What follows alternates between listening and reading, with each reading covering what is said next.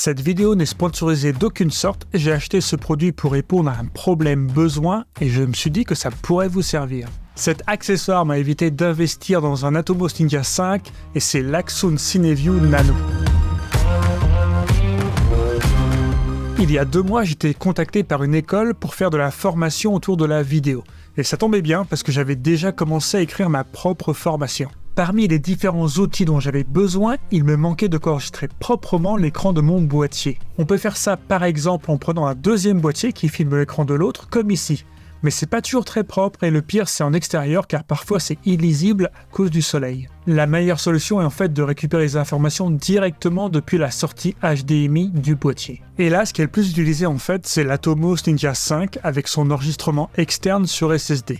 Et pour moi, là, il se présente 2 problèmes. Tout d'abord, le prix. Car en effet, si vous voulez un Atomos Ninja 5 plus un SSD, il faut compter à peu près 900 €, donc bien trop cher par rapport à mes besoins. Et là, vous allez me dire, mais oui, mais avec l'Atomos Ninja, en fait, on peut enregistrer en ProRes RAW, etc. En fait, moi, dans la réalité du marché, il y a vraiment très peu de clients où ça justifiait de shooter en RAW, en tout cas pour ma part. Et du coup avec le S5 IIX, je filme déjà en ProRes sur SSD et la qualité me suffit amplement et c'est pareil pour mes clients. Donc pour moi, c'est pas vraiment une nécessité non plus. La deuxième raison, c'est qu'en Presta, en fait, j'ai déjà utilisé Ninja 5 et une fois je me suis fait une grosse frayeur de par la chaleur et la longueur du tournage et du coup je me suis dit ce jour-là, plus jamais en fait. Alors comment faire ?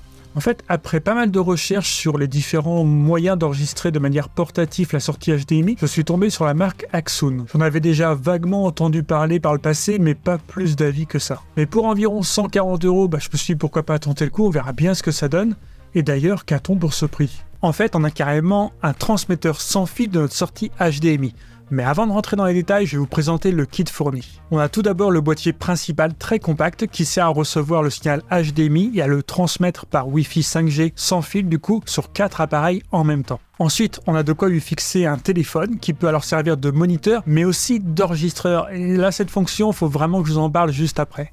On a aussi une fixation pour mettre le CineView Nano sur un gimbal type Ronin par exemple. C'est plutôt pratique pour éviter d'utiliser un long câble HDMI sur un gimbal. Et enfin, un adaptateur caoutchouc plus 1/4 de pouce plutôt robuste pour fixer le setup sur un rig, un trépied, une pince, etc. Même si c'est assez plastique dans sa construction générale, tous les points de fixation sont en métal et finalement, c'est plus robuste que ça ne paraît. Et pour l'utiliser depuis 2 mois maintenant, je confirme aucun souci de qualité de fabrication. Alors, comment ça marche et à quoi ça sert ? En fait, ce transmetteur Wi-Fi 5G va prendre le signal de vos sorties HDMI et la transmettre sur un téléphone, une tablette ou même un Mac. Le CineView Nano, en fait, utilise un réseau mixte 5G Wi-Fi pour avoir une portée jusqu'à 150 mètres avec une latence très réduite. Je n'ai pas testé cette distance maximum car j'en vois peu d'utilité, mais déjà à 50 mètres, le signal est plutôt bon. À quelques exceptions près et je vous en parle en fin de vidéo. J'avoue que ça peut être un super avantage en fait d'avoir un écran de contrôle à distance pour le client, pour un autre opérateur ou même pour soi-même en fait quand la caméra est difficile d'accès. L'application Axoon est quant à elle très complète avec une tonne d'outils comme une grille de référence, l'histogramme, le waveform, les focus color, le focus picking, etc. Au total, on a accès en fait à 16 fonctions très utiles, mais la fonction que j'adore personnellement, en fait, c'est le fait de pouvoir enregistrer directement sur votre téléphone, votre iPad ou votre Mac. En effet, sur l'interface, il y a un bouton rouge pour enregistrer le flux vidéo et audio directement sur l'appareil. La qualité d'enregistrement est limitée au 1080p 60 images secondes, mais ça peut dépanner pour produire une vidéo rapidement. D'ailleurs, ce que vous voyez tout de suite à l'image, en fait, c'est directement ce qui est capté par l'iPhone. J'ai juste un peu retouché le son pour que ça matche avec le reste de la vidéo. Mais voilà, moi je trouve que franchement la qualité est pas trop mal, c'est du 1080p et ça vous avez le fichier directement depuis votre téléphone. Mais surtout, je peux enfin enregistrer toutes les informations issues de mon boîtier dans une qualité très correcte. C'est vraiment idéal pour moi d'ailleurs lorsque je fais des vidéos YouTube pour vous, pour un contenu plus qualitatif on va dire, mais aussi pour mes besoins de formation comme je vous l'ai expliqué en début de vidéo. Je peux par exemple vous montrer très clairement comment fonctionne l'autofocus d'un boîtier. D'ailleurs la vidéo concernant les réglages d'autofocus du S5 II et S5 IIX arrive très bientôt sur la chaîne. Je peux aussi vous montrer les menus du boîtier de façon plus claire et précise. Quand je suis en studio j'utilise plutôt le MacBook pour un plus grand confort et sinon au tournage j'utilise soit l'iPad soit un téléphone. Avant de conclure, parlons de l'alimentation. Là encore, on a plusieurs solutions. Tout d'abord, on peut utiliser une batterie NPF directement dessus.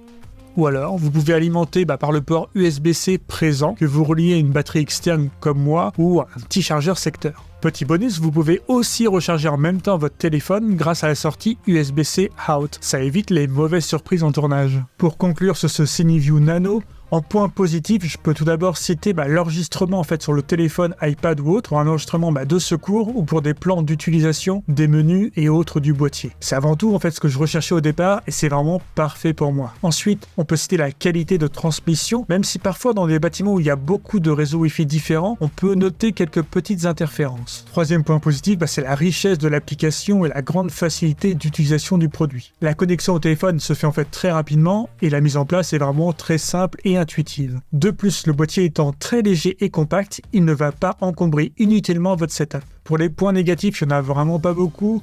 Je pourrais citer par exemple quand j'enregistre les infos du boîtier sur le téléphone ou autre, et l'indication d'enregistrement, vous savez, le cadre rouge qu'on peut paramétrer sur le Lumix S5 II, là il n'est pas très visible sur l'application, donc ça c'est un petit point négatif. Et enfin, comme j'en ai parlé juste avant, quelques petits soucis d'interférence, mais honnêtement ça m'est arrivé qu'une seule fois. Bref, franchement, rien de bien méchant. Pour 140 €, vous avez vraiment un outil très pratique et en plus qui prend pas de place à emmener. Grâce à lui, j'ai pu éviter d'investir dans un Ninja 5 juste pour mes besoins d'enregistrement de sortie HDMI. Une question, une remarque, pas de souci, l'espace commentaire est juste en dessous.